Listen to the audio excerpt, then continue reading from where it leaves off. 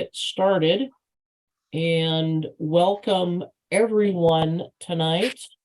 This is Club Treasurers Chat just for things going on in the treasurer's world and related topics and some questions and answers. We're going to have, or some questions and discussion. We're going to have time later on. Can't guarantee we're going to have answers, but we'll certainly try to do that. And I'm going to ask, you're not talking to mute. I'm trying to find my mute button here. Here we go. Let's start off this evening. We have Governor Linda Henningsen with us, and I think she's got a few things she'd like to start off with. Governor Linda, would you please take it away? I would. Thank you, Lisa. First of all, I'd like to also recognize this evening we have Governor-elect Dale Doudna on. Dale, would you raise your hand or wave hello to everybody? Good. And then we have trustee and our incoming treasurer as of October 1, Kurt Rice. Kurt. And of course, our district administrator, Lisa Prokachek. So you know who she is. Yes. Everybody knows who Lisa is. Yes. Anyway, I'd like to thank you all for coming on this evening. Lisa and Kurt are going to be sharing some information with you that I know you will find informative and valuable. Please feel free to ask them any questions that you might have. I have to leave a little bit early because I have another meeting with an international trustee for Kiwanis, so I won't be staying on for the whole time. But I do want to thank you for taking on this leadership position within your clubs. It is really important, and a lot of faith and trust is being put in your hands as far as the money that you handle for your clubs. And it's just great to have such a fantastic group of people that are part of our leadership. So I thank you for joining us this evening. And if you have any questions that I can answer at another time, please let me know. My email is in the district leadership directory, and please feel free to reach out to me at any time. So welcome all. And I hope you have a good meeting. I know you'll find it informative. Thank you. Thank you, Governor. I'm just going to follow that with a couple of district-wide events and dates, things coming up. And I'm going to do a share screen to show you those now.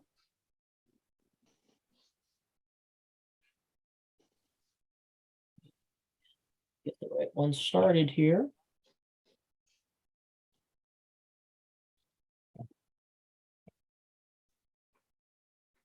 There we go. The first one I want to call your attention to is coming up quick here in a couple weeks, and that's the mid-year award celebration. I don't have the exact number of clubs that are getting awards, but it's a pretty good list. There will be the distinguished awards for clubs, distinguished member, and distinguished divisions. And we will also do the mid-year awards for outstanding secretary, club excellence. So there'll be those announcements. And then we had a good turnout again for signature projects, and we will make the announcements of which signature projects will be representing the district in the international competition. And also all of the clubs that submitted signature projects will be recognized as well. So this is going to be a YouTube live, and the address you see here down at the bottom, the URL, that will be where it's at. And this will be coming out again in next week's newsletter, and that'll be a clickable link. So you can either copy that down or just wait till next week and get in the newsletter and click right on it. A couple other calendar dates coming up. Obviously, February 2nd, here we are this evening with the Club Leadership Chat just for you. March 1 is an important date. The district foundation has grant dollars that it is ready to give out to clubs. They need to apply for that. There's 4 grant cycles throughout the year, and the one that's coming up is in a month. So if your club could use a few dollars to help out with the project. And let's face it, which club can't use a few dollars? Then I'd suggest, recommend you go up to the district website and check out the criteria and what you need to do to apply for that. March 18th is the Leadership and Membership Development Day. That registration opened up yesterday. Again, I refer you to the website and to the monthly newsletter to get more on that. That is open now to all members, all Kiwanians across the district, and that's going to focus on leadership at the club level, division level, district level, and also membership development. And that's going to be something that all clubs can take something home from. Next month, we will have a club leadership chat for secretaries. So if you're a secretary treasurer, you might want to come on back again next month for that information, or make sure you talk to your club secretary and have them come this way as well. The other thing I want to point out is March, April, May, these months we're coming into is time to think of club elections for 23-24. I know we think, gosh, October 1 is the start of the Kiwanis year, and that seems a ways away. But your club officers need to be reported by June 1. And the reason for that is there's preparation, training, and different communication that needs to take place prior to June or prior to October 1. So we need to make sure that we have the list of your leadership. And that needs to be turned in by, what'd you say, June 1st? June 1st, correct, yes. Okay. And that is the club secretaries on their dashboard online. They have the ability to report that directly to KI. International Convention is another date that I'd like you to put on your calendars, June 21st through 24th, and Minneapolis. This is close to us, folks. You know, this is something that's very doable to get to and back. It's a short trip. The schedule is out, the list of activities, featured speakers, all of that is on the Kiwanis website. Registration is supposed to open this February, so I would expect that's going to open up any day. And again, check out that information. Please share that with your clubs. I know some clubs do have money budgeted for members to go to this. This is an educational opportunity. I know we hear a lot of the two accounts, the service account, the administration account, something educational like the convention, which is money can come out of either account for that. So there's some opportunities for your clubs to sponsor that. Is there a question? Okay. All right. The other dates that we want to make sure you've got on your calendar is August 4th and 5th. That is the district convention coming up in La Vista, as Governor Linda likes to say, just one block away from Omaha. So really, really close, again, kind of the center of the district. So watch for more details coming out on that. That's my spiel on dates. Hey, Lisa. Lisa, Yes. can we get people to identify who they are and what club they're from? Yeah, Dale, if you want to go ahead and lead that, that's fine. Okay. And I'm just gonna have to go across my screen. So Elaine, you're next. Can you tell us who? Titles from Emmitsburg. Emmitsburg? Yes. Okay, thank you. It might be that shining in the mirror. Okay. Okay, you're the next one on my screen, so. Okay, what am I supposed to be doing? I'm sorry. Just, you can we know it's K because I've said that, so just tell us where you're from. Oh, I'm sorry. I'm from the Kiwanis Club of Bellevue, Nebraska. We're the Thursday morning club. Okay. Kurt, you've been introduced, but go ahead and say hi.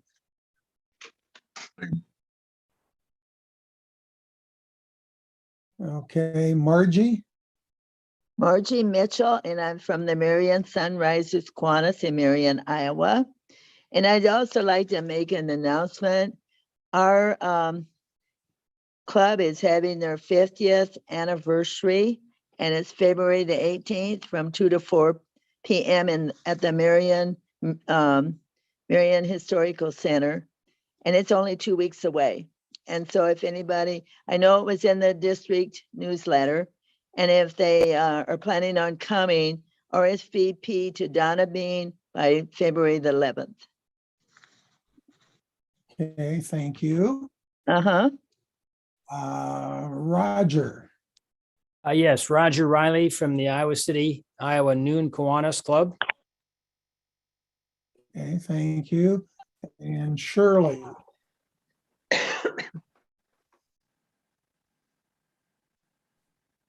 And I know you have to find your mute button. Yeah, I have to find, can you hear me? Yep. Okay, I'm from the Golden K Kiwanis in Kearney, Nebraska. Okay, thank you. And Ted Kalistad? Yep, I'm from the Marshtown PM Club.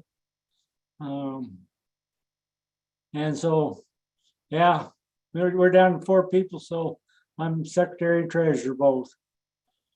Okay. Well, we'll have to work on that. Alan. I'm with the Cedar Falls Rough Risers in Cedar Falls, Iowa. Thank you. David. Lincoln, Nebraska Sunrise. Boy, a couple of early risers right there. Kelly. I'm with the Spencer Daybreakers in Spencer, Iowa. Okay. Ron. You got to unmute.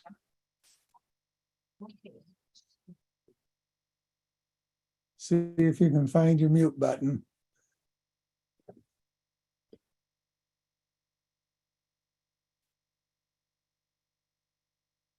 Is there some way I can get all the pictures on my screen so I can see everybody? Because I'm only seeing about 6 faces. You may need to change your view. I'm not sure what type of computer you're on, but there's a view a gallery button up on top that'll do that.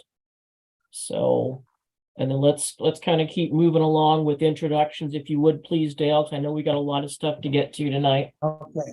Well, and Ron didn't find his mute button. Yeah, I got it on now, Dale. Okay. All right.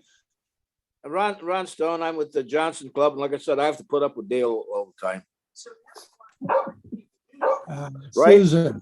Yeah, you do. Susan. I'm also with the Cedar Falls Rough Risers, and I'm also Division 8 Lieutenant Governor. Okay. Ruth. Ruth Fisher with the Fremont, Nebraska Club. Okay. And Ted Killam. Yes, I'm treasurer of Golden K in Omaha. Okay, thank you. And I've got a phone number, but no name, so 1402. Are you unmuted? Yes. Yes, this is Steve Bunting. I'm with the Omaha West Kiwanis Club. I'm the treasurer. That's the club that I visited last week. Yes, it was. Had a good time. Denise. I'm with the Alta Club, Alta, Iowa. Okay. And Pam Henderson. I'm also the president of the Alta Club and just sitting in on the treasurers so that I know what's going on as a president. Okay, thank you. Lisa, I think that's everybody. Okay, thank you, Dale. We're going to turn it over to Kurt. I think he's got a little bit of information to talk about 990s, which may or may not be happening, and some other information. So, Kurt, can you share with us what you found out? Well, in most clubs, it's the treasurer's responsibility to ensure that 990 or 990N gets filed. That is coming up. The due date for that is February 15th. What we covered is currently the 990N filing website with the IRS is down for maintenance. I've talked with District Treasurer Larry Ziska, and we feel that this is a temporary thing.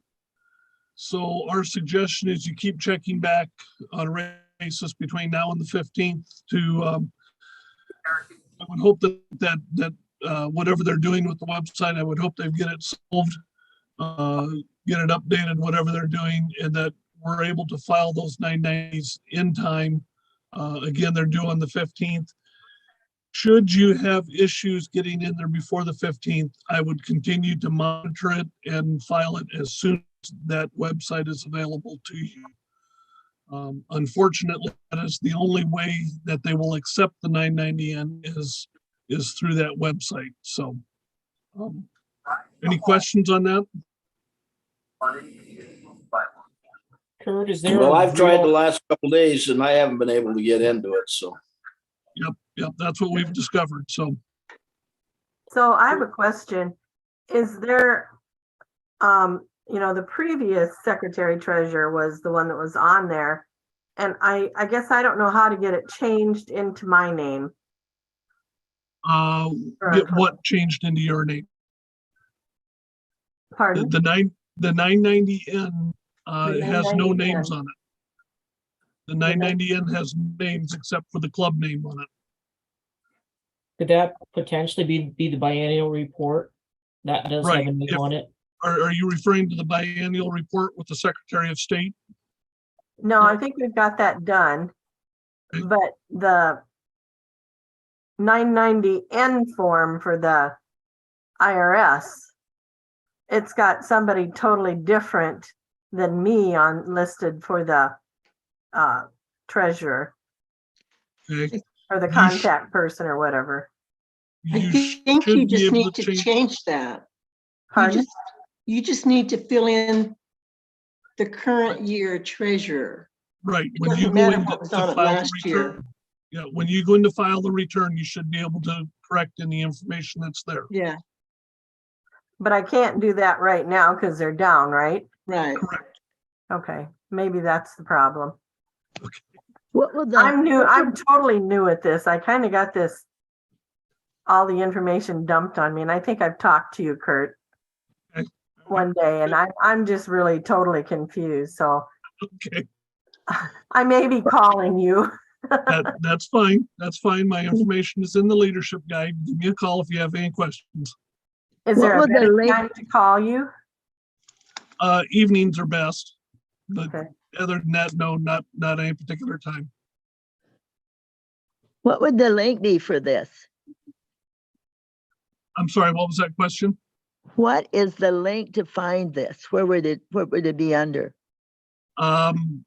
It's an IRS website. I would search for IRS 990N. You go to irs.gov and then look for the form 990N. At this point, you'll get that notice that it's not available. Oh, okay. Yep. No, I had a question on that. I think when ours was filed, person before me, I think they filed our year as a calendar year. Does that make a difference? Supposed to be after the end of the fiscal year, It's- 5 months it's- after the fiscal year. You should be filing on a fiscal year, and it is due the 15th of the 5th month Yeah, after the end of the year. when they set it up, it was set up as our end of the year was December 31st. And rather than October or September 30th, like Kiwanis International. Is that for your club or the foundation? Foundation. That's the Your- club. Your club's fiscal year ends September 30th. Right. Yeah. I don't know, on the 1090 or on the 990, it's set up in there as a year end, as for January or it's a December 31st. It's set up before I took it over, and so I haven't changed anything on it. But I usually try to file it in January, and this year I can't get in there, so. It's been down that long? Yes. Yep. Yeah. Because I normally file mid-January and I Okay. have not been able to. So is there a fine if we don't get it filed by the 15th? There's not a fine, but if you do not file for 3 years in a row, you lose your tax exempt status with the IRS. Okay, okay. So that's even if it takes them past the 15th to fix this issue, you'd still need to file it as soon as you're able to. Okay. Okay. Well, they don't make it very easy for us, do they? No, unfortunately not. Did anybody else have to go through providing your ID and proving that you are who you are when you went to irs.gov?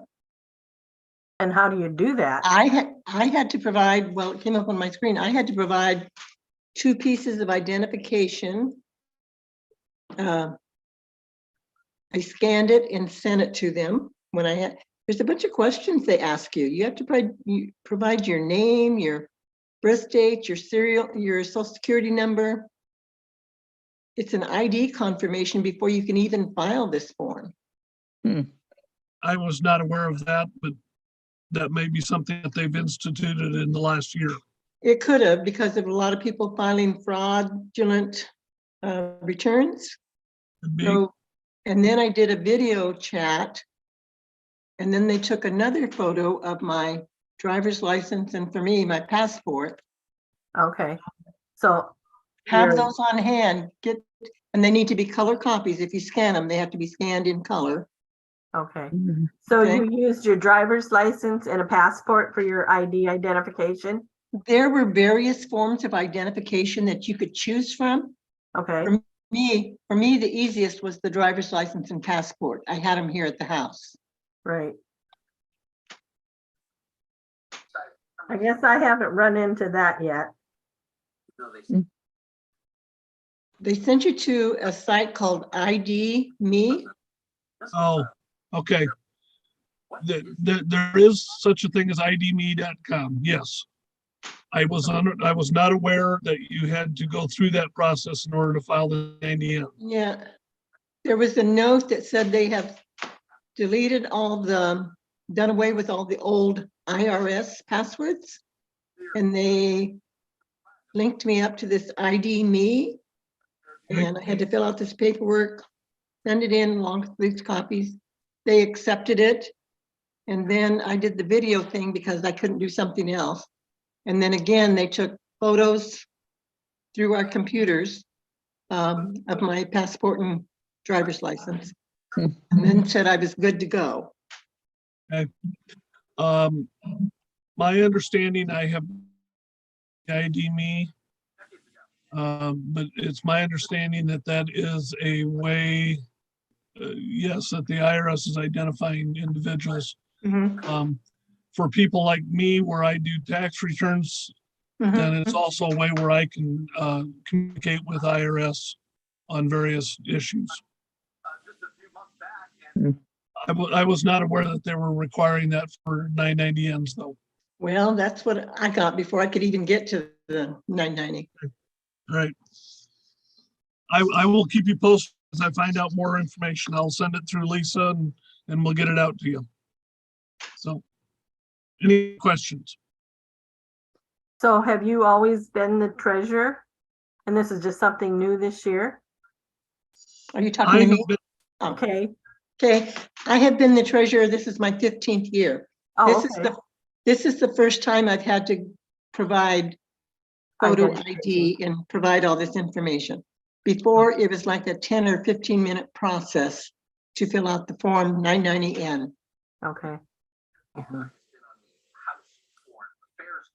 right? Boy, they just don't make it easy for you, do they? No, And then when they shut it down, that's even worse. yeah. You And think if you got it we- all going. If we hear any more about the maintenance and opening up, we'll make sure we pass it along too. I can tell you, I've gotten quite a few inquiries in my office here about that, so we'll Wow. do our best to keep you informed if we happen to hear anything as well. And I know Kurt's got his finger would be great. on it too, so. I just want to mention that our club, Fremont, one of our members is a CPA. We have our 990Ns done through his accounting firm. And we don't have to go through all that ID me. So Until this year, for me, it was an easy process. Like you clicked on to irs.gov, picked your form, filled it out. I mean, 10 or 15 minutes was all it took. So maybe now that I have proven that I am who I am, maybe next year it won't be the same. Well, let's hope that's the case. Yeah. Right, so, Okay, right. if there's, go ahead, Kurt. Well, I was just gonna say, let's move on with Yeah. the agenda. We can come back to this at the end of the. Yep, we'll come back to Our time. chat. There is something else that we wanted to share with everyone this evening, and we've got a presentation that we're going to make that this group is going to be the first to see. Kurt and I are going to do it. What is going on right now? The finance committee has taken a look, has become more active, I guess is the best way to put it, and has been monitoring the district's budget, finances. A recommendation came from the last committee meeting in January 3rd, I believe we met as the finance committee. And at the January 28th board meeting, there was a motion resolution that came out, and at the House of Delegates meeting in August, there will be a question out there about raising the district dues. And when we knew we had the treasurers assembled tonight, we thought this would be a good time to get some information out to you so you could take back to your clubs as well. And what Kurt and I will hopefully share with you tonight is the process that went into the decision to recommend a dues increase, what that kind of means, and what the financial picture is. So allow me a minute here to share my screen again. And we will get that portion of the evening underway. So as I mentioned, will be a dues adjustment. We're going to be talking about why now, how it came about. Taking a little bit deeper look at that. We'll be talking about historical perspective, membership impact, some of the things that we've already done to look at spending and how to keep costs under control, where your district dues go to now. It's kind of broken down into those three things you've see there: operations, resources, and support. And we'll kind of take a look at what this all means in perspective. So Kurt, I'm going to turn it over to you. There's a couple slides here. You let me know when you're ready to move on to the next one. Okay, so this is a historical look at the finances, the rough finance of the district, and our membership and how they correlate with each other. If you look at the middle of the screen, the middle column there is new excuse me, total, where is it now? The total? No, members, for the calculation. I'm sorry, so it'd be towards the right-hand side of the screen, member calculation, that column. If you look at that column, back in the 1998 year, we had 8,849 members in the Nebraska-Iowa district. As you follow that column down, you'll notice that each year we get to be fewer and fewer members. Down to last year, where we were at 1,030 members. If you go over and you look at the dues income column, which is about the fifth one in from your left, you'll notice that that column directly correlates with those numbers. The first 3 years that goes down each year, then we the dues increase in the 2000, 2001, we increased our dues that year and it jumped back up. And then it continued to go down each year until 2006, 2007, when we again increased our dues to $25 at that time. It jumped back up 176,000. And then from there to the current, it has continued to drop little by little each year. We have not done anything with dues since that time, since the 2006, 2007 year. They've been at $25 for our Nebraska-Iowa dues. If you look at the last column in it is the new member ed fees. That was $5 for quite a few years. Then in the 17-18 year, we increased that to $25 also.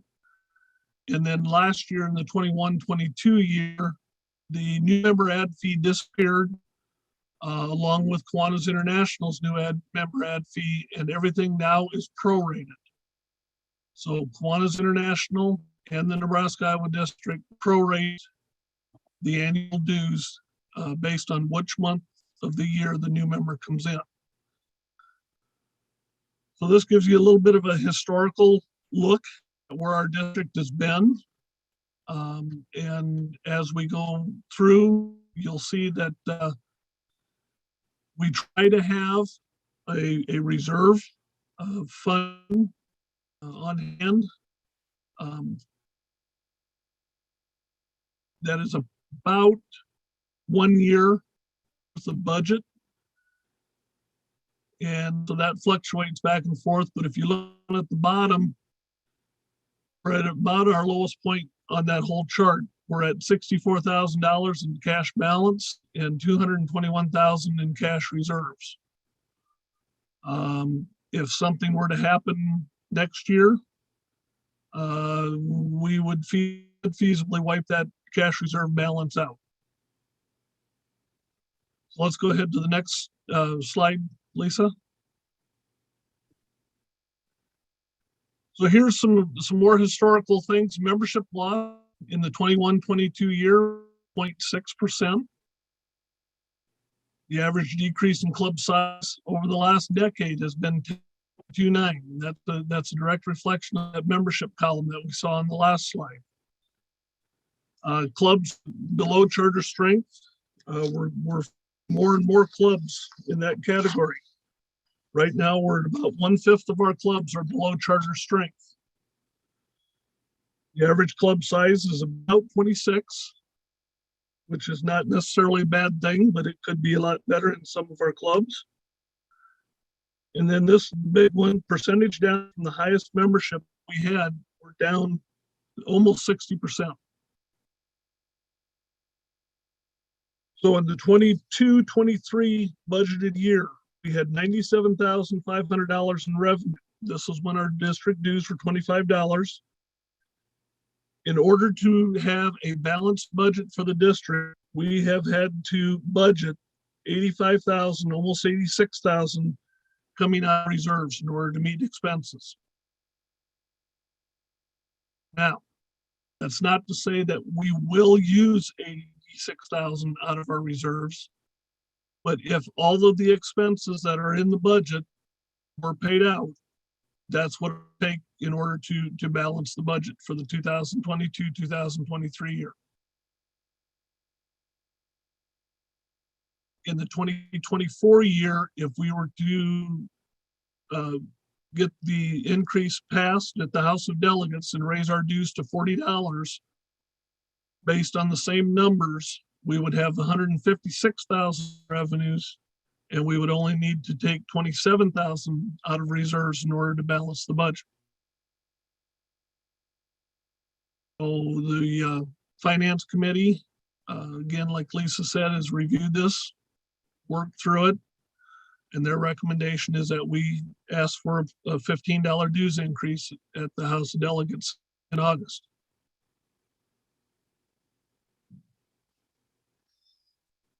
Any questions on some of these numbers?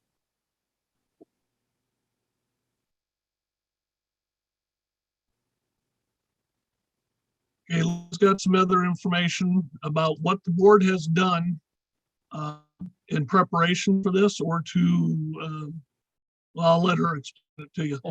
Okay, well, that's a good intro, Kurt. We, again, nothing is done overnight. It was discussed last year. Do we need to bring an increase last year? We thought, no, we probably don't. But obviously, we've been keeping an eye on things. There are numerous things, several different ways that we've tried to keep that eye on spending. Obviously, cost reductions is always that first look. Postage, anytime you've got an office in a big district like ours, there's always going to be postage. There's things we've done not just in recent years, but over probably the last 5, 6, 7 years to kind of try to keep costs down. You know, you used to get that newsletter in the mail. That's all electronic now, so that's saved on postage. We've done some things with the leadership directory. There used to be, some of you used to say, how come we're getting 2 and 3 of these? So we're trying to make sure we're not doing duplicate mailings. Electronic bill paying. You know, I'm sure you're all aware, or do things now more online banking, that sort of thing. So we're getting the best out of that. And just in general, virtual communication, whereas you used to receive more pieces of mail from the district and even Kiwanis International, we're doing more through email and those kind of things to save on postage. Travel and mileage. Some of this has happened in recent years because of COVID and not having to go to as many in-person meetings. But we found out that, hey, even hybrid meetings, trying to do more meetings virtually where we don't have people driving, crisscrossing the district to get to different functions, that's a way that we can save on mileage. Restructured mid-year conference. Some of that was due to the fact that we used to have those mid-years in February and weather was bad. And what we were finding is if we had to cancel a mid-year conference at the last minute, that usually meant there was some dollars that we just had to fork out for really no reason other than we had to cancel. So we've taken a look at that and we've restructured it. I mentioned that there will be the March 18th retreat coming up in Wahoo here. You know, that's a way where we can still bring leadership together, still do some things, but we don't have those large expenses or the concern that we might be losing money because it might be bad weather or something and we have to cancel. Printing, in-house efficiencies. There's still some things that we need to do, print on a larger scale, but we do have, I've got sitting over here in the corner of my office, a color printer that does fairly reliable work. And if we can do some of that stuff in-house, we try that whenever possible. Reducing the size and quantity of things. I mentioned under the postage, you know, doing away with duplicate mailings. Again, anytime when we can do those kind of things, we save a few pennies, a few dollars. And, some of the things that we're talking about here, yes, it's pennies and dollars, but if you add them up over the course of a year, pennies and dollars add up as well. Additional things, local vendors when applicable. And what we're kind of talking about there, we do try to go to the Kiwanis store, Kiwanis online as much as we can. But there are some times when we can do things locally. I'll give you the example of the name tags that you see your district officers wearing at conventions. And when we come to visit your clubs, those are no longer purchased off of the Kiwanis online store. Not that we don't want to do business with Kiwanis online, and we certainly do, but we can save considerable amount getting those printed locally. So we're not going to do that with everything, but we're going to assess where those cost savings can come in. We have looked for additional revenue sources so that your district dues aren't paying for all the operations. 4 years ago, I guess I will say, we started finding additional sponsorships for district conventions, and that is continuing. If there are other district events we have, we might try to find some additional dollars from sponsors or donations. You may have heard about the growing Kiwanis in Your Community campaign that's going on. We're going out and asking for donations for that. So that project is not funded through district dues. I will also tell you about that last one that's going on. Some of you may be familiar with the Paycheck Protection Program that came out as part of the stimulus package with COVID.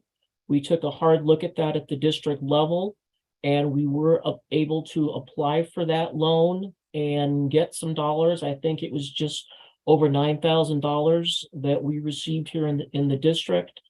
And that was a one-time loan, but it was dollars, again, that we were searching for outside of district dues to keep operations going. So where do your district dues go? When you put your $25 towards the district, it goes towards operations. The district office, where I'm sitting from right this evening, my salary and benefit package, that's what it's coming from.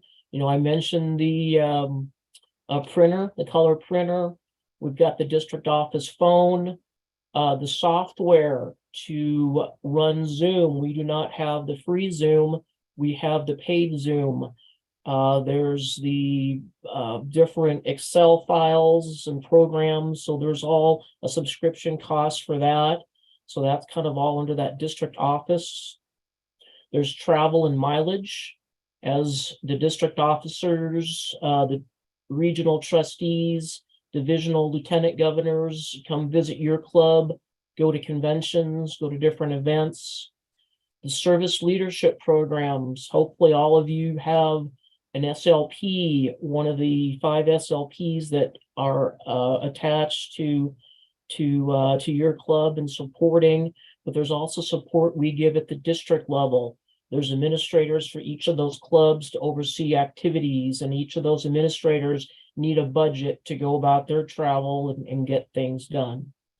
There's training and education for all of the district leaders, be it the upcoming conference that we're having, or recently there was a conference that Kiwanis International held, and we had 5 leaders from the district that went to that.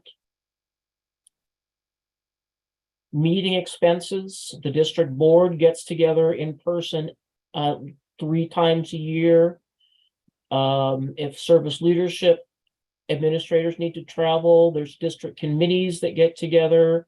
The finance committee usually meets virtually, but there's times that other committees that need to do district work do need to travel, and oftentimes we can find a meeting space that there is no charge for, but there is sometimes we need to rent a room or something like that.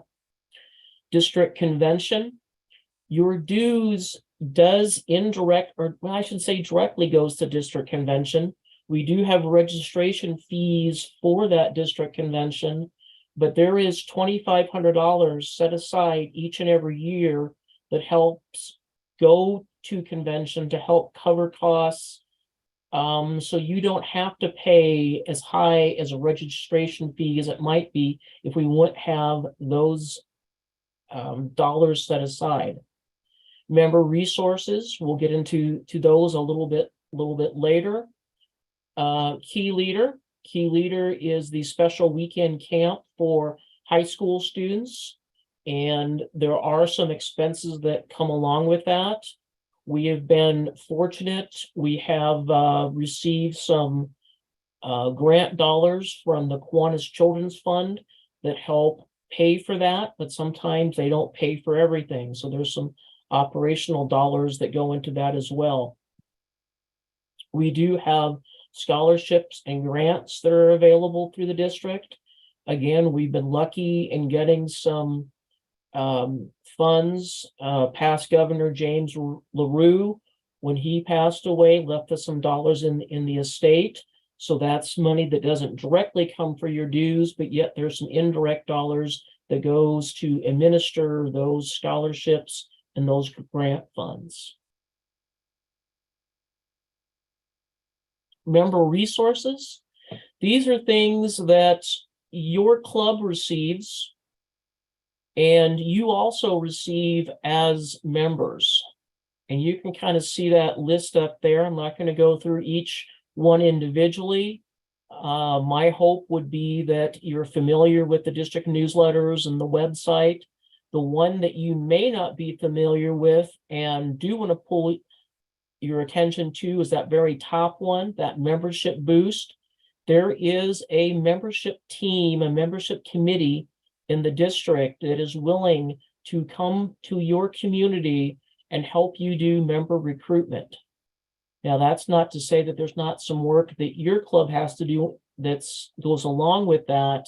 But if you need some assistance in doing that, you know, contact us here in the district and we can make sure that we get that committee on your side, in your community, and working right along your club members to help your club grow. The final kind of leg there is support. Call it member support, technical support, or those kind of things. When you have a question and you contact my office, hopefully I get back to you with an answer, or I try to find an answer. So that's all part of what your dues goes for as well. As I mentioned, my salaries is part of your dues. Club visits from the district officials, divisional lieutenant governors, regional trustees. They are always on the move to different clubs, so there's some support that comes along with that. In-person and virtual training opportunities. And then things like this evening, the club leadership chats, the club leadership education, and other ongoing efforts. So why now? And Kurt, I'd invite you to offer some thoughts here as well. You know, he mentioned initially this is something that doesn't come overnight. We looked at the numbers for a while.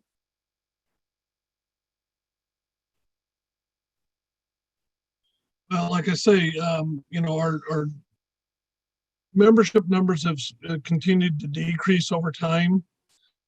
And that, of course, decreases our income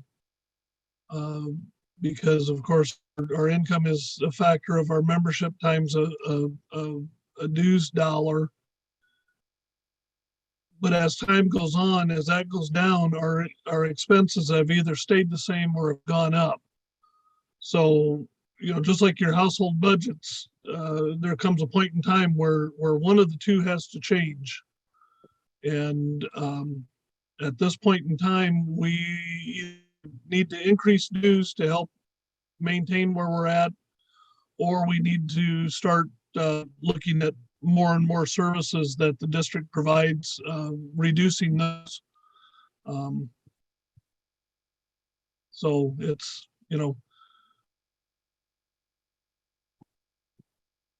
we're at that point. Yeah, kind of the last thing, maybe to put it all in perspective, and again, this isn't coming as any shocking news, I'm sure, to any of you, that prices go up and things go up. And to kind of put it in perspective, yes, we are asking the membership to vote for a $15 increase. You saw on that opening slide, it's been 15, 16 years since we've had any kind of increase. Well, what is that $15 today? You can go out and maybe that's a little bit more than just the Happy Meal, but it's a dinner out at McDonald's. It's a movie ticket and a large drink. It in some movie theaters won't even buy the popcorn. You're going to have to put a little bit more out than $15 to buy that popcorn. And if you're a real fanatic about your car, maybe you like that premium touchless car wash. Well, $15 maybe means that for a week you don't get that. But that's kind of in perspective as far as what that $15 means. We all know that everyone's reaching into the pocketbooks and taking more money. But sometimes that's the perspective and what you got to look at. I guess the other slide, last slide we've got here is just what other districts have, and that's always a question. I really can't say how do we compare, because there really is no good way to compare apples to apples when you're comparing Kiwanis districts. As you can see, it's kind of all over the place. The high is what did I say, 55-50 in there. There's a couple districts that had been 25 or 26 like we were, and they've increased up to $36 and $40 this past year. So, we're really not going to be sticking out as on the high side of things, and actually now we're pretty much on the low end of things.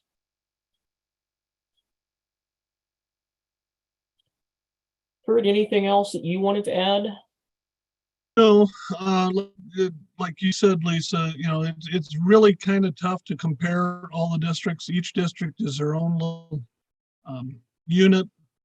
Some do things differently than what we do.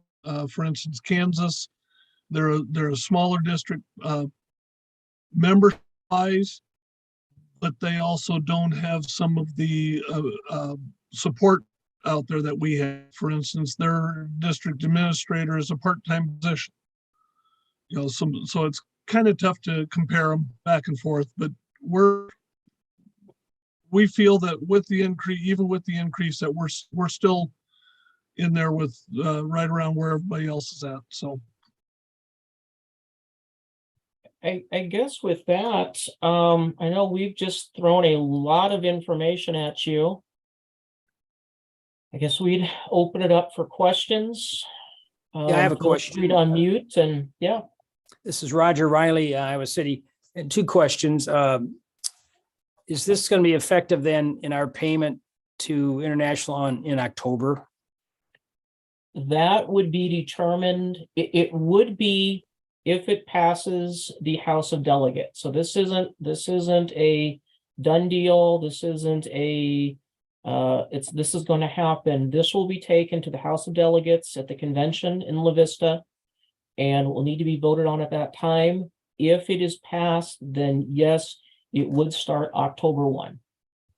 And again, that's in August. When do we know? The convention's in August. Will be August 4th and 5th is the convention. And the other question is there any chance Kiwanis International is going to raise dues? There is a possibility that they will raise dues as well. In full transparency, that has been discussed, and most likely, very probable, that will be on the international convention during the House of Delegate meeting in June in Minneapolis. Yeah, I can see one happening, but to have two, it's going to be a little tough. Not knowing what international is going to raise, but And again, International is doing due diligence. They have been working also with their budget to do expenses. Correct. So I got a question. What kind of printers do you guys have? I purchased an Epson 2 years ago. And it has like the big old cartridges that you fill the ink into it. And it costs you $30 for the 4 bottles, and it lasts over 2 years, just one in there, versus how, I don't know, some of the other cartridges is like $30 for each one of them. That's a way to definitely save some money. Yeah, we've got both of the printers that I've got sitting here are HPs. They are laser jets. So the cartridges or the ink packs are a little bit more initially. I think I started here I'm going into my 4th year now. I think there's one cartridge in the color printer that I've not replaced yet. Now I'm guessing this year I'll probably have to be. I know that level is going down. So yeah, we try to be the most efficient as we possibly can when purchasing supplies. I can tell you I will do price checking. Again, we have a partnership in Kiwanis International with Office Depot, but I can tell you I sometimes check with Staples and they're cheaper. I will price check. I will go wherever we can to find the best buy we can. This is Denise Perello from Alta, Iowa. Is there anybody doing a study on what the increase will do to our membership? I mean, raising dues 160%, asking people to come up with that. Is anybody looking at what effect that's going to have on our people being able to renew their memberships? That has been discussed. We have not done a study on that. That's a little bit harder to grasp as far as what that real number has been, but we are cognizant of that. And that is something that was discussed at the board meeting. It was discussed at the finance committee meeting, because we certainly understand, as we stressed a couple times, everybody's reaching into the pocketbooks, and we totally understand that as well. It's going to be tough for some members in some clubs that are already struggling.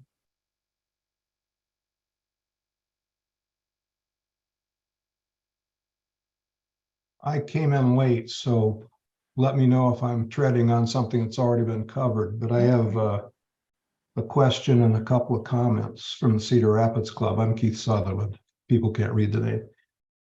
Has anybody done any kind of survey of the clubs in the district to find out which of the services they value and which they do not? Because I don't know of a survey that since I've been here in the last 3 years. Yeah. We have talked about it in the board. We are attempting to recruit younger members. Cost of dues has been a very big issue, recruiting younger members. And right now the club gets, which is the club is what delivers the services to the children. And it's only getting 20%, less than 20% of what we collect from dues from our members. And I would say we're really concerned about how much money we spend with International compared to what we perceive the benefits are, which we don't see very many actually. So I would strongly encourage you to go out and ask the clubs what services they could do without and consider reducing the services. But I think increasing dues just puts us deeper and deeper into a death spiral of losing members. Yeah, appreciate those comments. That was my concern. I've had members say, isn't it strange we have to pay dues to be a volunteer? Now we're going to raise the dues. They're going to pay even more. to be a volunteer. And now your club members are probably gonna start dropping, which means less revenue, and you're back in the same boat. Fewer members, less revenue. And every time it raises, you get fewer members, you lose more people.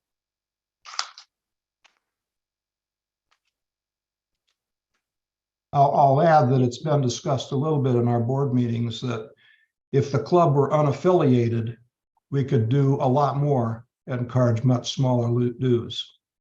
We just hate to think about that. Elaine, I saw your hand up.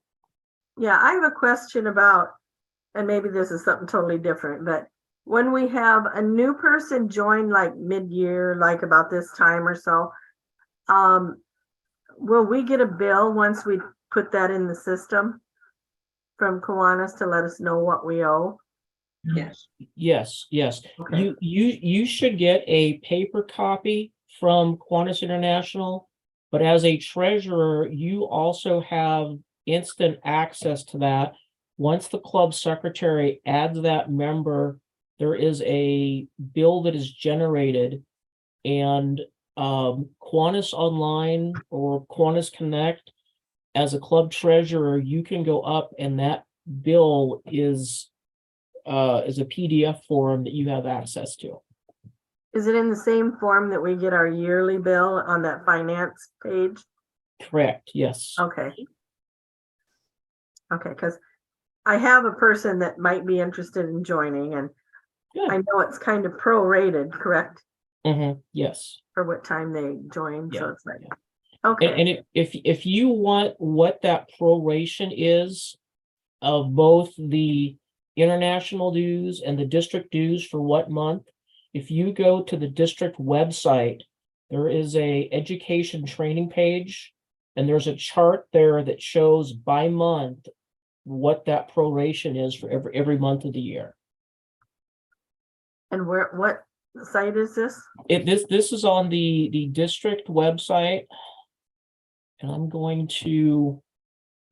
I'm new at this, so you're throwing out stuff I have no idea what you're talking about. I'm gonna pull it up right here so you can see it. The district website is ne-ia.kiwanis1.org, and I'm gonna pull it up on my screen here so you can see that. Maybe I will. Here we go. So this is the district website page. And that's the ne-ia.kiwanis.org that I just rattled off. Okay. So that's the actual web or address. And if you go under education training and come down here to club education training,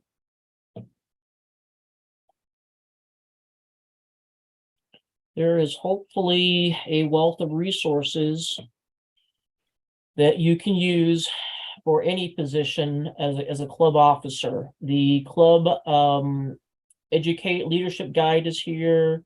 There's some other resources, the 2-for-2 membership, and you can kind of scroll down and see more.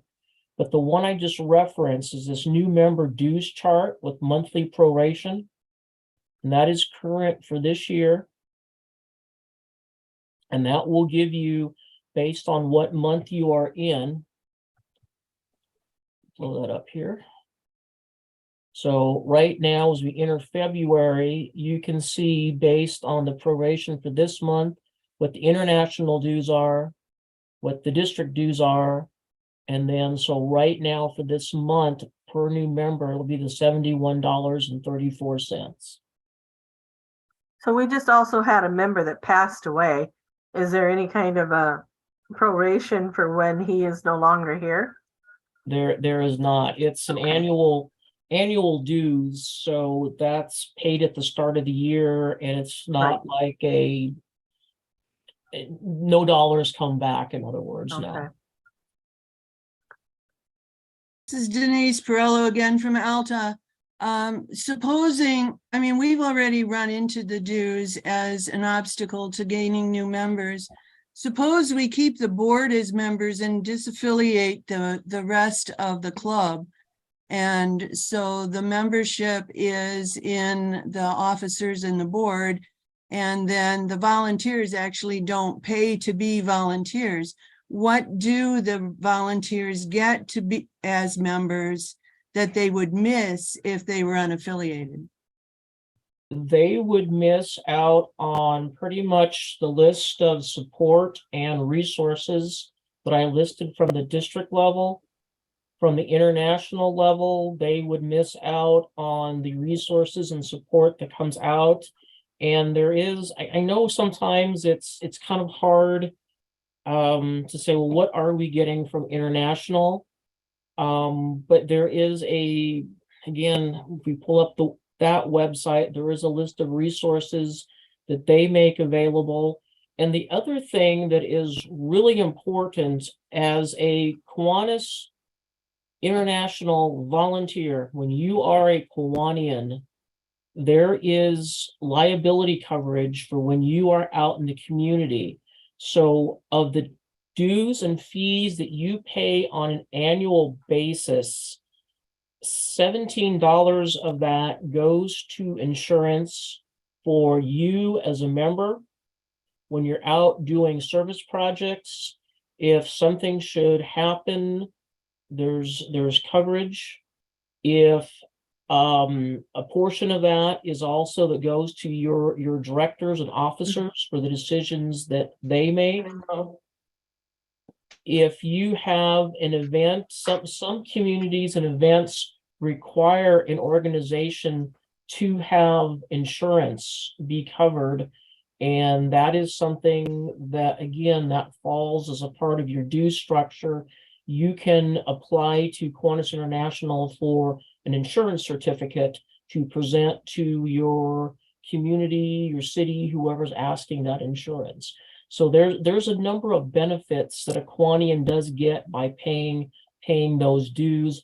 Most often we hear, well, we get the magazine. Well, that's just one offering, one thing that you get out of your dues. That's one. This is Elaine Seidels again from Emmitsburg. Yep. Concerning the magazine, my husband and I are both members and we're both getting a magazine. How do we prevent that? Okay, what you can do is you can contact member services, and I can get you that contact information if you'd like, Yes, and please. tell them if you are spouses and getting double magazines, they will stop that magazine, and then one of you will not pay the $8 that is being charged for that. So you stop getting the magazine, you can share. If you can share, you can read the same magazine, and then there is an $8 deduct off of that. But it's member services at Kiwanis.org is the email address, and I don't give have that the to phone me number. again. Member services at Kiwanis.org. And I don't have the phone number memorized. You'll need to give them the name and the member ID number. Correct. Thank you, Kurt. Yep. Did you catch that? So when you're contacting member services, give the member name, but also provide them with the member ID number. And it just helps them to track down who they need to do what with. Okay. Because I think we actually have two couples in our group that are and I'm not sure that they're getting double, but it's stupid to get two magazines. Yeah. Right. Yeah. And that was instituted several years ago by Kiwanis International, where you can opt out for one of the spouses. Unfortunately, you have to know about it and you have to make that request separate when you add the new member in. Because my wife and I are both members also, so. But once you do that, it's not like it's an annual ask. Once you do that, then it will continue on. Okay. And oh, what was I gonna say? I lost my train of thought.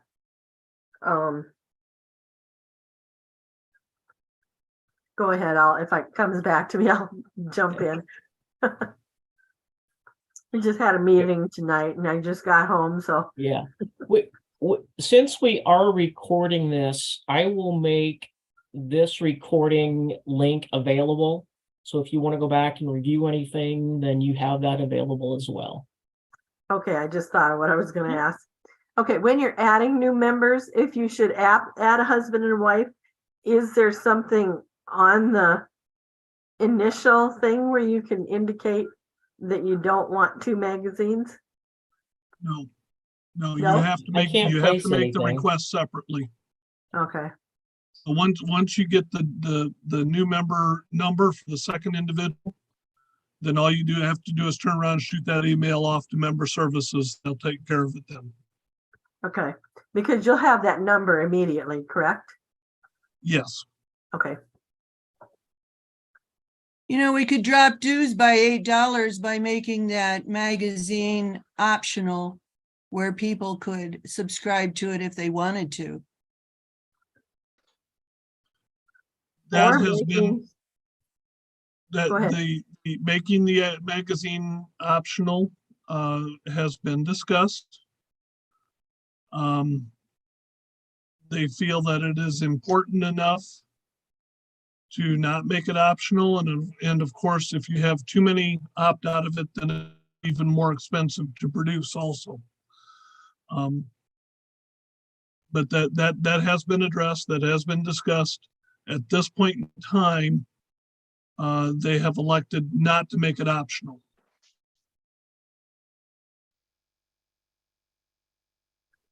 Yes, question. Yep.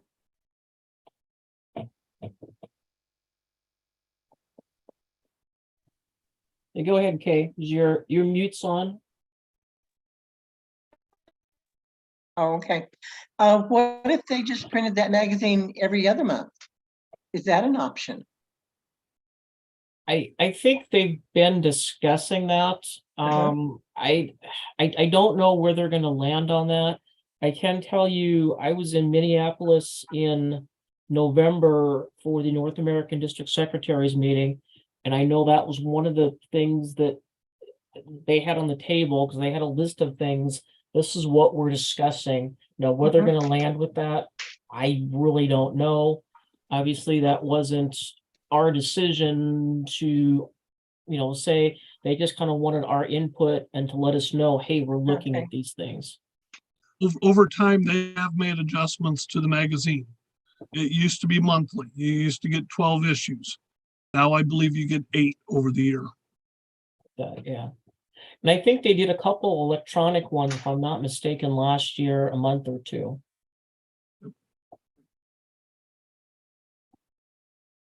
Other questions, comments? Again, Can I make a comment about the 990 filing? Sure. Excuse me. Those of you that are frantically trying to file it now, those actually can be filed as soon as you finish your financial statement after the end of September. I filed ours last year. I just looked it up because I'm sitting here listening to this and thinking, oh my gosh, did I really do that? It was accepted by IRS on October 31st. So as soon as you finish that final financial statement, there's no reason not to just go ahead and file it then. And going back on that, on the ID me that Kay was talking about that she had to go through, I did some quick research while we were talking here tonight. And from what I've seen, the IRS is requiring anybody who has electronic access to IRS filings. They are requiring everybody that has that access to go through the ID.me process. That was effective, I believe it said July of 22. So I expect to have to do that also.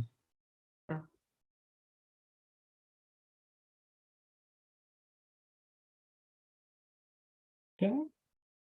Other comments, questions? I see we're getting Governor Linda back on. She must be done with her other meeting.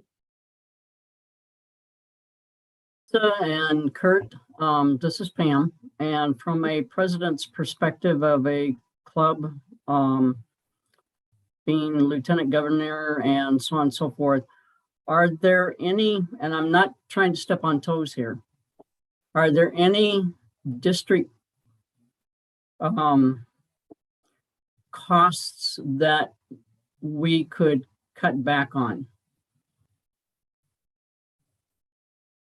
That process is reviewed each year when the finance committee puts together the budget. That is not only the finance committee, but the incoming and outgoing governors have, they have a voice in that. The incoming governors can give their input on it, although they're ex officio members of the finance committee. And those expenses are reviewed each year as that budget is put together. So I thought that, but I just thought I would ask. Yep.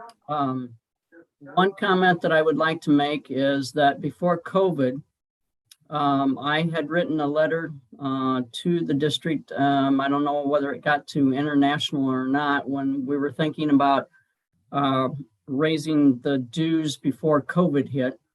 And at that time, I'm just throwing it out there in Division 6, which Kurt, you're part of. Right. I had visited with the membership, all of my clubs and so on and so forth. And I just want to make you aware that I'm sure that not too many members have changed their mind, even though we all know that things have gone up. And I realize that. I've been in Kiwanis enough with Lieutenant Governor and all the meetings, all the conventions, so on and so forth that I have attended. I know that things are going up in cost and so on and so forth. And I know that it's basically this is something that we won't know until convention in August. But please do remember that some of these people have a love for Kiwanis to volunteer their time for kids. And some of them are just not financially able to be given some more membership dues and yet serve in their communities on a volunteer basis to help kids. Like I said, I'm kind of caught in the middle of all of this, and I'm just saying that in perspective, our town is a little over 2,000 people. We have a tough time right now keeping our members. We have a tough time getting, I think somebody had mentioned the youth. You raise these dues and the youth is not going to be a part of this whatsoever, because they're challenged enough with jobs and trying to keep afloat with education and so on and so forth. So I just want to throw that out there. I'm kind of in the middle of it. I know that we have to raise it, but yet I really do think that we're going to lose membership.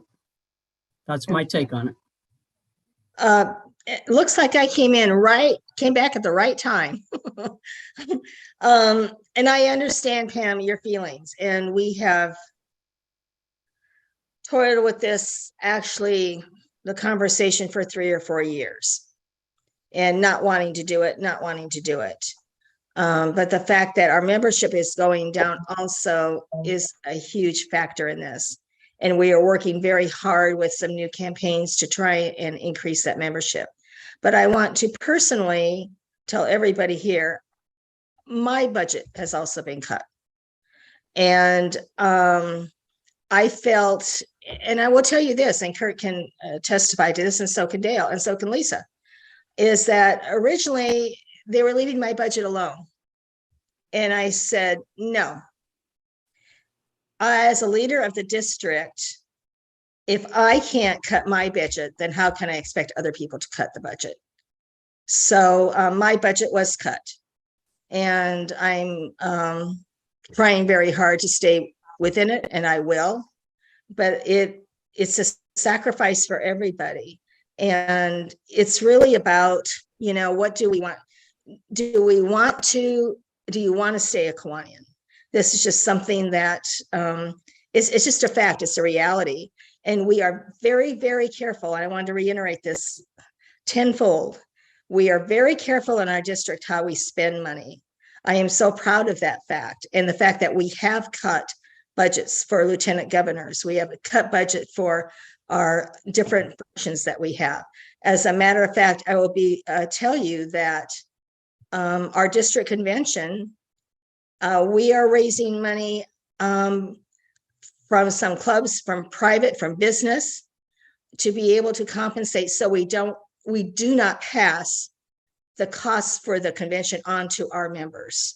We're raising that money privately. I'm very grateful that we have businesses in the Omaha community who are coming up with, donations. We are thinking outside the box, just like any business does. You have to reach outside, not to just your customers all the time, or to your members or all the time, or to your employees all the time. Reaching outside to those entities that can help us to promote Kiwanis. So that is something that's fairly new, and we are doing that. I'm proud of the fact that we're doing that. That doesn't help the fact that we still have to have a dues increase, but I want everybody to know that we are very conscientious about our budget, and we have cut, and we are looking at other resources. Can we also look at giving the clubs permission to pay dues from the activities account so that we can scholarship people into the club? That is not a choice of Kiwanis International or the district. That is a function of being a nonprofit with the IRS. You cannot, under the 501c rules, you cannot raise money from the public for personal use.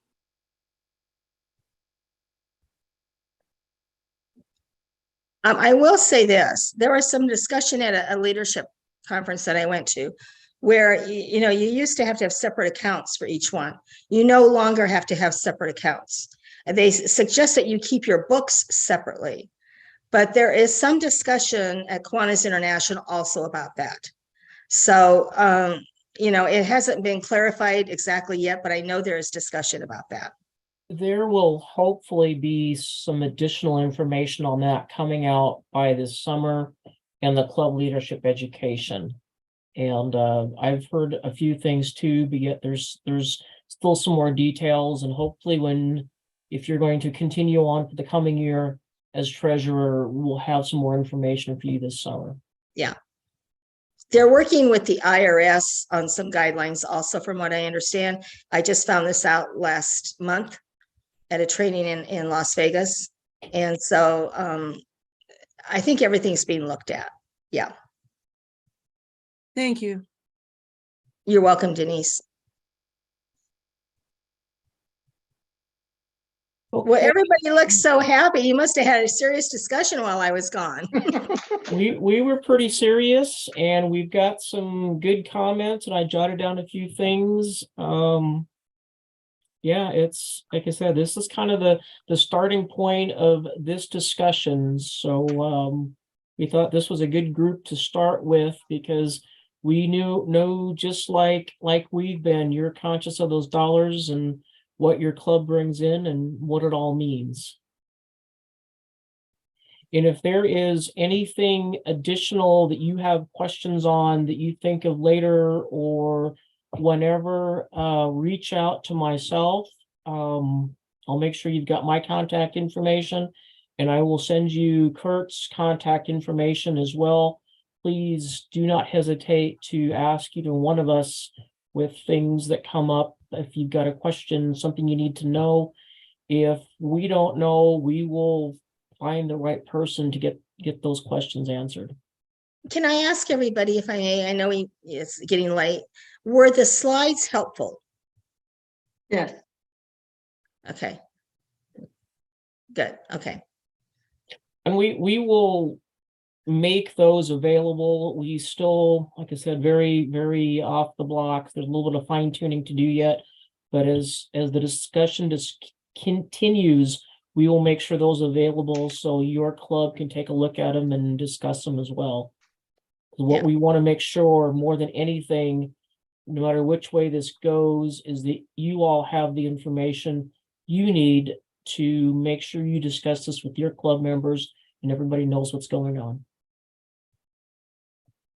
Is there a place online where we can actually look at the district and international budgets? I'm sure there is at the international level. Off the top of my head, I'm not sure where that is, but I can do a little bit of research on that. And Keith, I want you to know, I just got off a meeting with our district trustee and asked her some questions about Kiwanis international budget. And she is going to be getting back to me on that also. So, and like I told her, you just can't say anymore, we want to do this without making your case and without making a good case. And so, and they know that, but I think it's kind of a shift rather than just saying we're going to do this and we're going to do that. So they are aware. And my belief is that we're in the situation of a company where sales are going down, so we can't meet profit objectives anymore. And so we're going to try to handle that by increasing prices. well, and it's not going to work. There's a fine balance there. I was a small business owner. And when I look at the district, and I've told the leaders in our district, I look at it like I'm running a small business. And that's truly how we are looking at the budget also. I know on Kiwanis International, I've been told that they were told Stan, who is the head CEO at Kiwanis International, that he had to cut the budget by $1 million. Okay. Now, the question I got Wednesday morning was what percentage of the total budget is. And that's what I asked my trustee tonight. And she's going to get that information to me, and I know she will. But, as a district, we haven't had a dues increase in a very, very long time. And in hindsight, we probably should have done it incrementally long before this. But we're at where we're at, so. Now it's a large bite instead of a small bite that we have to ask for, unfortunately. I'm reading a note here from Pam, if I may.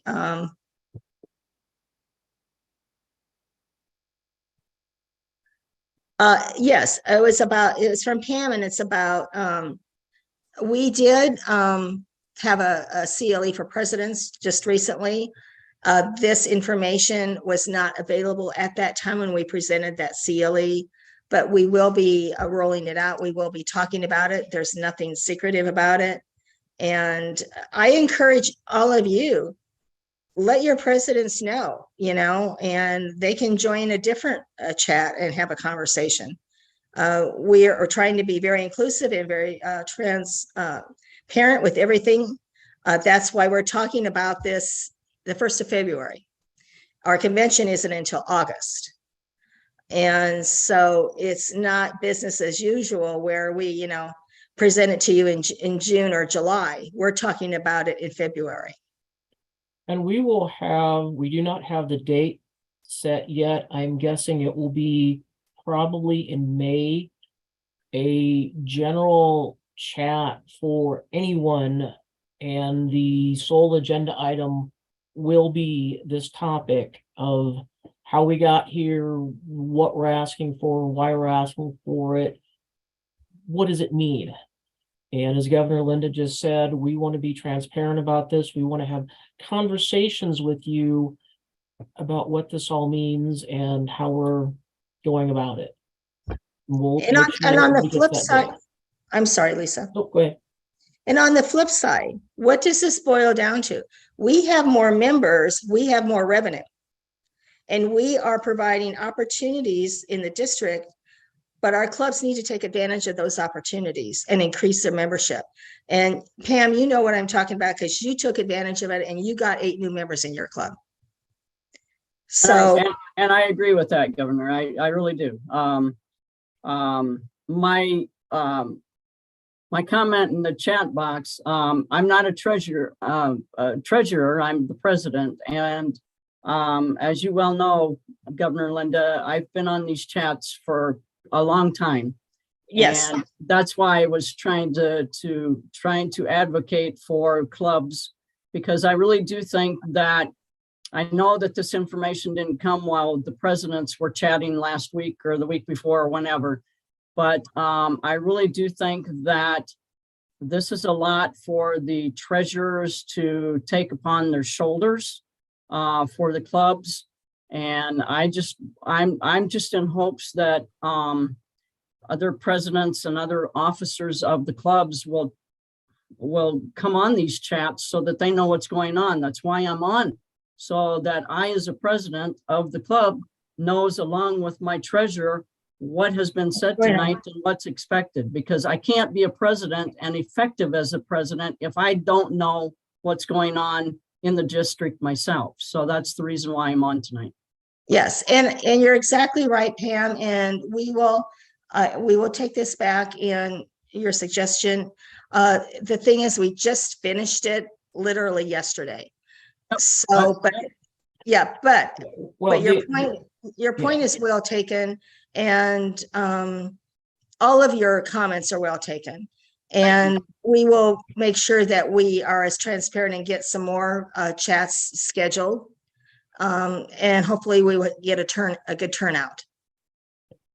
And as to why it wasn't brought up at the president's meeting, this was not approved by the board until January 28th.